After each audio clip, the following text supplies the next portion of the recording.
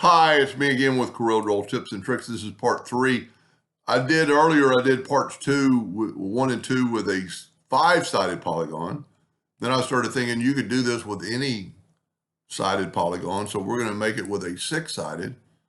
I'm going to hold down the control button and hit P. I'm going to rotate it 30 degrees because I want that flat side on top. To me, it makes life easier. I'm going to get a 2-point line and start moving and hold down the control button. It doesn't really matter how long it is. You want to make sure it's long enough. Then I'm going to control D and make a duplicate. And you'll find every time you do this, it'll come out a little bit different. I'm going to shift select the second line. So we got 2 objects selected. I'm going to control G, control D to duplicate.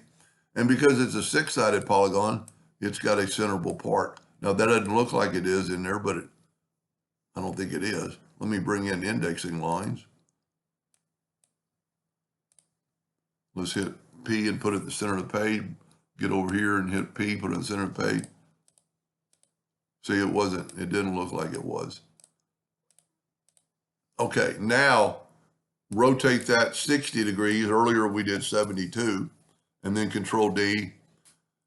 Sometimes Corel does it automatically, 120, control D, control D, control D.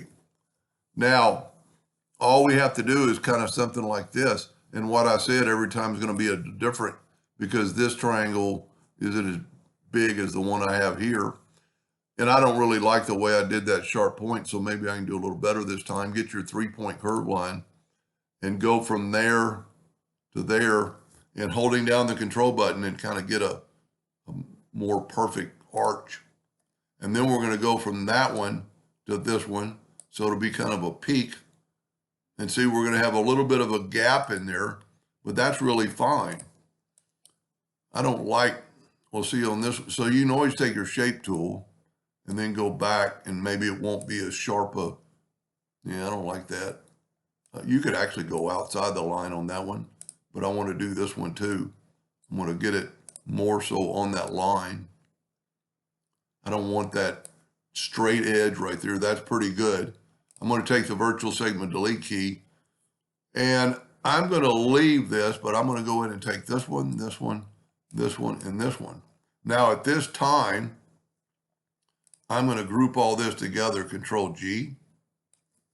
And like I said, every time you do this, this one's going to look different than the one I just did. So take your smart fill tool, same as we did before, and just smart fill those. I'm going to go ahead and click on this one. I'm going to put a little bit of black like it's going underneath there with the interactive fill tool.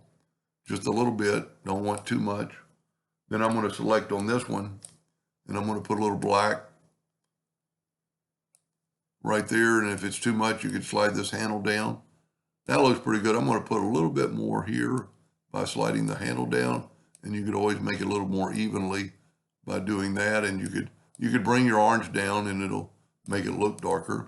Now, because we've got a centerable, we don't need this anymore. So I'm going to just nudge it out of the way quite a bit.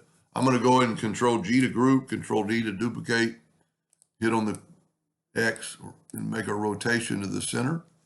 And now 60 degrees instead of 72 like we did earlier. And see how it looks totally different because my lines aren't as thick, but I think it still looks pretty cool. Turn off the indexing lines. Let's bring in a black box as I always do to make it stand out. Go to object order, back a page. And you could do that with a 7 or 8-sided and have some fun with it. Anyway, I hope that helped a little bit. Thank you for watching.